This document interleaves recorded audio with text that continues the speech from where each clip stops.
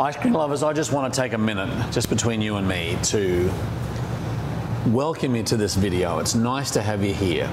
Often we're not appreciative of you logging in, taking a little bit of time. So we want to take a little bit of time to thank you and also thank our episode sponsor, which is Rod and the crew at iRice & Co. Now you may just think of them as water ice people, which they are, but they're also hot fudge people and topping people and base people.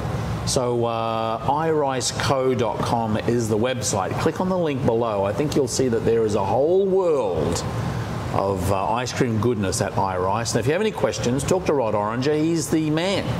Nycra Man of the Year last year. Anyway, let me take a step back because I don't want anyone to feel uncomfortable. This video we're going to be talking a little bit about pricing.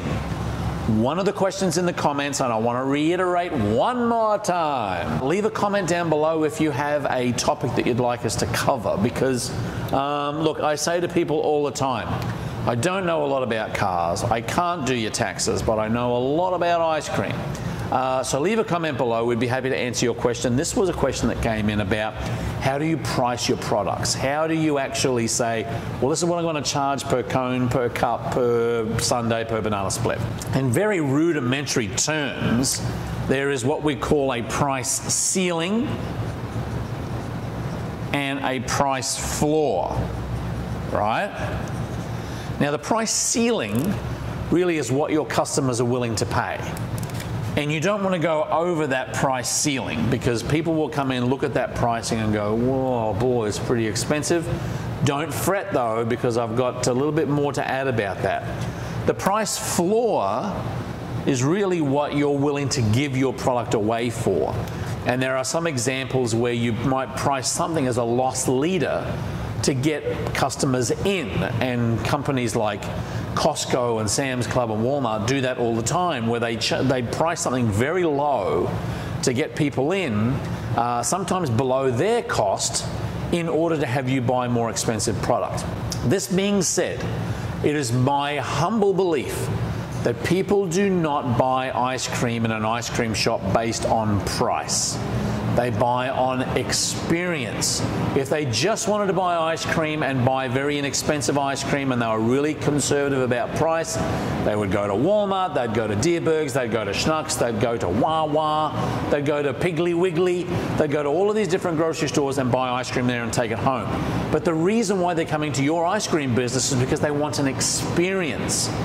And if your experience is pretty cool, then you can charge more for that. We've said this a lot of times in class. In fact, I talk about the 3 N's all the time, right? Engagement, environment,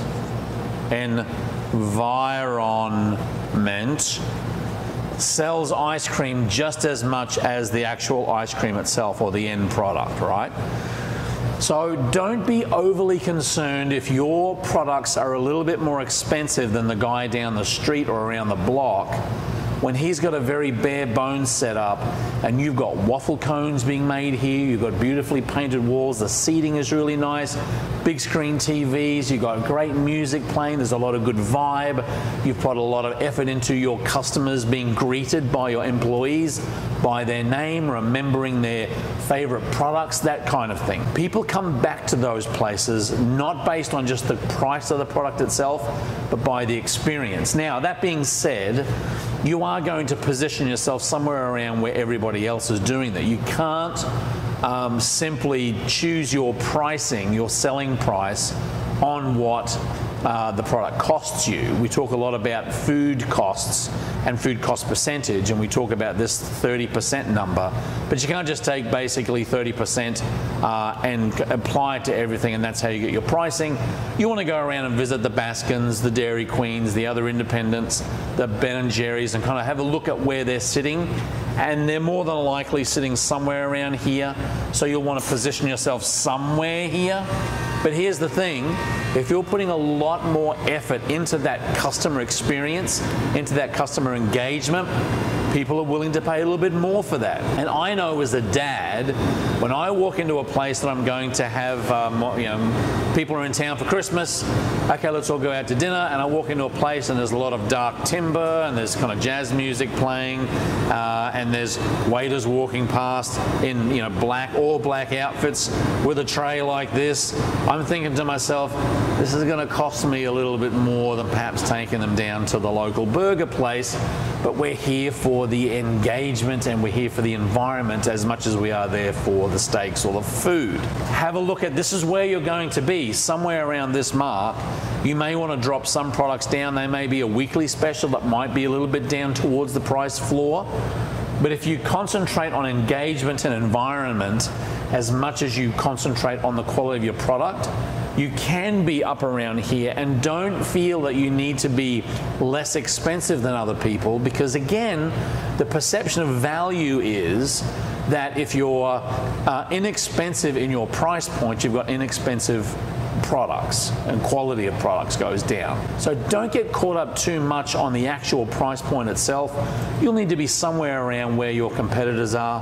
But if you honestly feel as though you're giving people a much better experience in your store and you've trained your employees to give them that better experience, then experiment on that higher level here, because you'll find that again, people don't buy ice cream in an ice cream shop based on price alone. It's the experience they're having in the store.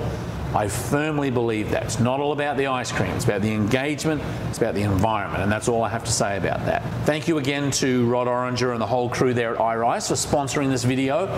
If you have a question, conundrum, question, or concern, question, conundrum, question. I threw another Q in there. Didn't mean to do that. But anyway, if you have any of them, leave a comment below or drop us a line, info@scoopschool.com. Subscribe. We're getting very close to the 10,000 mark. Big giveaway at the 10,000 mark. More news to come. Keep on scooping. We'll see you in the next video.